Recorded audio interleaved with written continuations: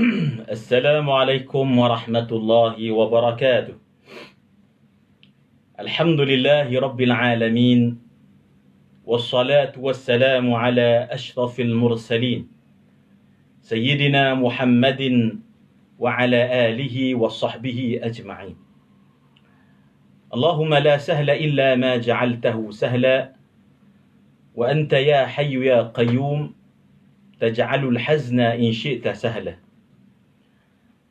Pertama sekali, marilah kita rafakkan kesyukuran kepada Allah Subhanahu wa Ta'ala, kerana dengan limpah dan kurnianya kita dapat hidup di dunia ini dengan ketentuan Allah Subhanahu wa Ta'ala. Salawat dan salam ke atas junjungan besar Nabi Muhammad sallallahu alaihi wasallam atas perjuangan baginda, kerana salawat itu maknanya kita berdoa untuk Nabi. Kerana perjuangan baginda alaihi salatu wassalam telah menyebabkan kita mendapat hidayah daripada Allah Subhanahu wa Ta'ala. Ada yang kata salam daripada Brunei. Alhamdulillah, daripada beberapa negara. Saya live ini daripada bumi 1000 menara, iaitu kota Konstantinopel ataupun Konstantinia, iaitu bumi di Turki, Istanbul. Saya baru balik dan cuaca di sini tuan-tuan, hujan sejak pagi tadi, dan insya-Allah kita akan berbicara tentang beberapa perkara. Okey. Pertama sekali, kita ingin membicarakan tentang perkara yang penting berlaku di kalangan manusia, masyarakat secara umumnya. Sebelum kita nyatakan, insya-Allah kita akan minta tuan-tuan share, dan insya-Allah kita akan sama-sama menikmati kacang. Okey, ini kacang. Tumpah pula. Selamat malam. Okey, apa yang kita hendak bicarakan pada waktu ini, ya di Istanbul ni jam pukul 6, dekat pukul 6. Kita akan membicarakan pertama sekali berkaitan dengan nombor satunya hukum. Perkara yang pertama, hukum bercakap di hadapan makanan, ataupun hukum seseorang itu berkata-kata, berbual ketika mana dia makan. Apa hukum dia? Okey. Pertama sekali, ni kacang. Nabi SAW di dalam hadis riwayat Imamul Bukhari, bukan riwayat keri, bukan keri kat orang kaya pukul budak tu, bukan.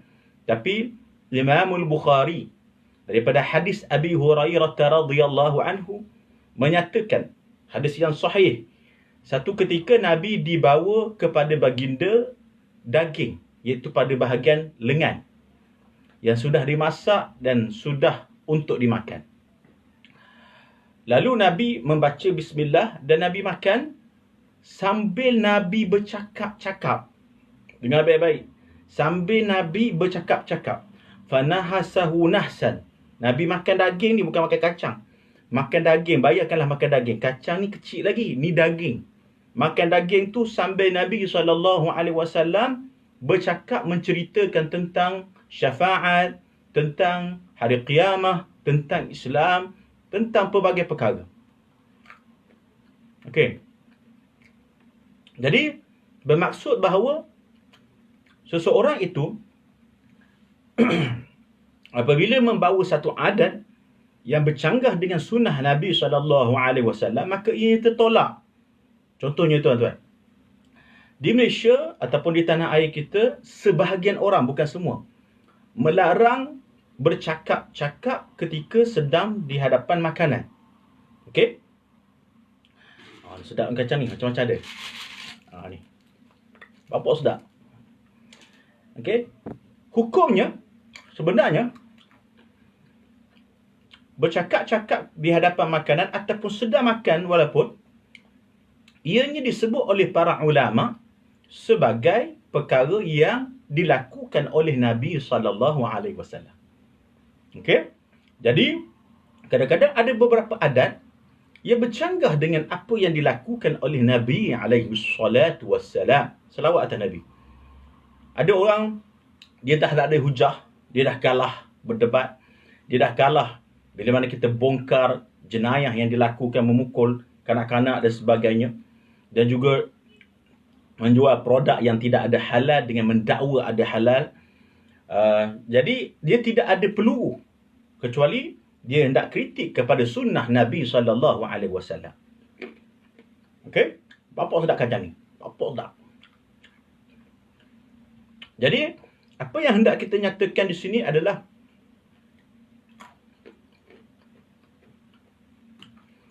hukum bercakap-cakap, berbual-bual ketika makan, ketika masih lagi makan, ketika sedang makan, hukumnya adalah sunnah Nabi SAW berdalilkan daripada hadis yang sahih riwayat Imamul Bukhari di dalam Sahih Al-Bukhari daripada Abi Hurairah radhiyallahu anhu. Imam Nawawi rahimahullah, Imam Syafi'i di antara ulama-ulama Asy-Syafi'i, beliau menyatakan bahawa di dalam hadis ini menjadikan bukti istihbab. Istihbab, apa makna istihbab? Iaitu digalakkan untuk kita bercakap-cakap, berkalam-kalam ketika mana sedang makan. Ada orang kata, Ustaz, janganlah makan masa tengah bercakap. Saya bila masuk, dia makan, habis, saya cakap. Okay? Contohlah. Okay, itu yang pertama. Jadi ringkasan kita tentang hukum bercakap-cakap, berbual-bual ketika di hadapan meja makan, ketika makan sekalipun, adalah amalan Nabi SAW. Yang kedua, iaitu berkaitan dengan perkara yang menjadi masalah kepada seluruh masyarakat sekarang ini. Tuan-tuan cuba tengok. Ada satu perkara sekarang ni, iaitu berkaitan dengan corona. Yang ni sedap. Okey.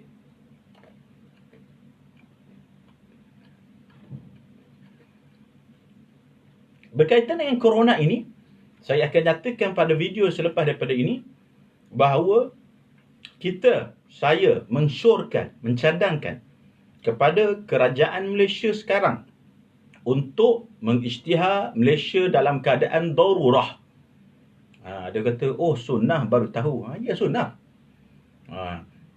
Bahkan yang pertama tadi, berkaitan dengan yang pertama tadi, bahkan kalau seseorang itu senyap je dalam makan, contohnya pergi kenduri, tak berbual, tidak bercakap, itu adalah adat orang Aajim, kata Imamul Ghazali. Kata siapa? Kata Imamu Al-Ghazali rahimahullah, adat orang Aajim iaitu bukan adat Arab, bukan adat Islam, bukan kebiasaan orang Islam, adalah senyap ketika mana dalam keadaan makan. Mana makan senyap je, tak cakap apa-apa. Itu seperti Kristian. Seperti Kristian, Islam menggalakkan berbual. Islam menggalakkan ketika makan, orang itu makan bersama-sama, bercakap, berbual, kerana untuk melayani tetamu dan sebagainya. Okey? Sedap ni, wallah. Okey. Yang pertama. Kedua, yang saya nak sambung tadi, iaitu berkaitan dengan corona. Saya nak bawa dalil daripada Quran sikit.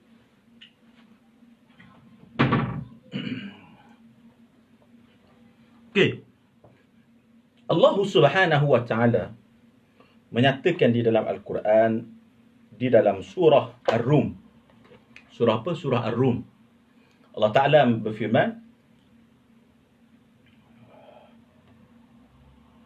ظهر الفساد في البر والبحر بما كسبت أيدي الناس ليذيقهم بعض الذي عملوا لعلهم يرجعون. Okay? Yang bermaksud bahawa telah berlaku fasad di bumi dan di lautan dengan apa yang dilakukan oleh tangan-tangan manusia, maka Allah Ta'ala membalasnya dengan membalas ke atas sebahagian mereka semoga mereka menjadi orang yang kembali kepada kebenaran. Okey? Faham ya? Bermaksud bahawa, habislah kita tadi yang pertama, iaitu bila berlaku kerosakan, coronavirus, berlakunya keburukan, berlakunya wabak, COVID-19 ini, maka apa yang perlu kita lakukan adalah, apa dia? Kembali kepada Allah Subhanahu wa Ta'ala. Itu yang pertama. Kembali kepada Allah Ta'ala. Bertaubat. Yang bukan Islam itu kembali memeluk agama Islam. Pergi masuk agama Islam. Mengucap 2 kalimah syahadah. Asyhadu an la ilaha illallah wa asyhadu anna Muhammadar Rasulullah. Mempercayai bahawa tidak ada Tuhan melainkan Allah. Allah tidak serupa dengan makhluk. Bukan duduk di atas arasy. Bukan berada di mana-mana. Adanya Allah Ta'ala yang maha berkuasa. Itu sahaja yang kita sembah. Allah Ta'ala sahaja yang kita sembah. Dan percaya bahawa Muhammad itu adalah pesuruh Allah. Okey? Itu yang ayat yang pertama. Kemudian berkaitan dengan coronavirus ini, saya syorkan, yang kedua ini saya syorkan supaya kerajaan mengisytiharkan Malaysia ini darurat. Kenapa? Kerana kita lihat di dalam ayat Al-Quran, Allah Ta'ala berfirman di dalam surah Al-A'raf. Surah Al-A'raf ayat ke-56. A'udzu billahi minasy syaithanir rajim. ولا تفسدوا في الأرض بعد إصلاحها وادعوه خوفا إن رحمة الله قريب من المحسنين. Okey, yang bermaksud apa dia? Jangan kamu rosakkan di muka bumi ini setelah mana ianya dipulihkan. Setelah mana kita tahu bahawa bumi ini sudah elok, sudah cantik, jangan kita biarkan. Itu dia. Jangan kita biarkan ianya rosak. Kerana itulah perlunya diisytihar Malaysia ini sebagai darurat. Kenapa? Kerana untuk menjaga keamanan, keselamatan dan juga nyawa orang ramai. Sama ada Islam ataupun tidak Islam. Ini sangat penting. Ya.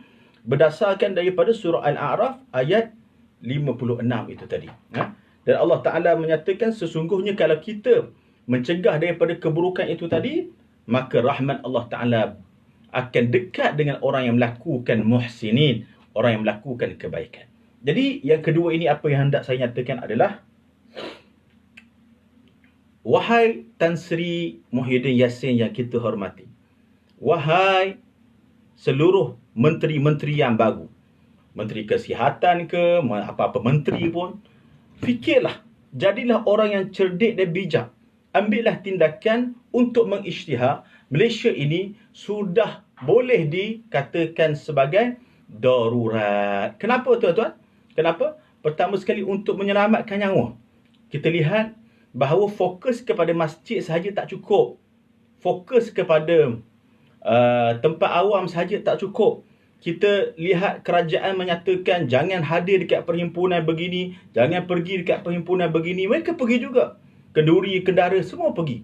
Jadi pengisytiharan darurat itu oleh tanah air Malaysia, oleh kerajaan Malaysia ke atas tanah air Malaysia ini sangat diperlukan di saat ini ketika mana wabak coronavirus ini tersebar luas di tanah air kita. Ingat, ini pesanan daripada kita yang melihat. Dari segi ulama-ulama Al-Azhar pun baru hari ini telah mengeluarkan qarar, telah mengeluarkan kenyataan supaya seluruh negara mengambil cakna isu coronavirus ini dan mengambil tindakan yang serius, maknanya darurat yang serius. Semua orang tak boleh keluar rumah, semua orang tak boleh hadir dekat pub, tak boleh hadir di supermarket yang besar, tempat peranginan, tempat bercuti, tempat orang ramai, tempat berhibur, termasuk masjid dan surau sekalipun.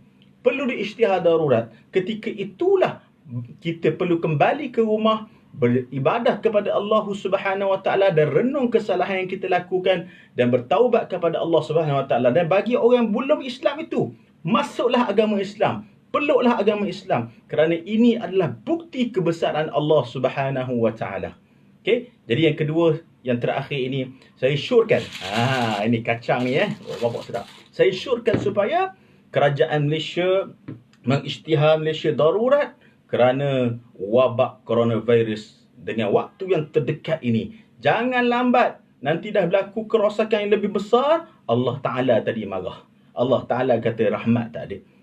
Jadi ambil keputusan yang selari dengan Al-Quranul Karim, selari apa yang disyorkan oleh ulama, iaitu isytiharkan Malaysia sebagai darurat dan tutup airport, tutup stesen bas, tutup stesen kereta api, tutup mall-mall, supermarket, tutup tempat peranginan, tutup kilang arak pula, tempat minum arak, pub dan sebagainya, termasuk masjid dan surau. Tetapi masjid hendaklah dilaungkan azan setiap 5 waktu. Diazankan tapi sembahyang di rumah. Itu yang kita syorkan. Kita minta kerajaan Malaysia isytihar segera supaya kita terselamat daripada coronavirus ini. Jadi sampai di situ saja. Kita jumpa lagi pada masa yang akan datang. InsyaAllah kita akan bertemu lagi dan kekalkan dalam akidah Ahli Sunnati wal Jamaah Al-Asy'ariyah Al-Maturidiyah. Percaya bahawa segalanya ketentuan Allah Subhanahu wa taala. Allah Taala tidak menyerupai makhluknya, ada tanpa bertempat, tanpa berarah. Dan terakhir sekali, apa dia? Ikutlah Nabi, jangan ikut Wahabi. Jadi jumpa lagi pada masa akan datang. Ilal liqa. Wassalamualaikum warahmatullahi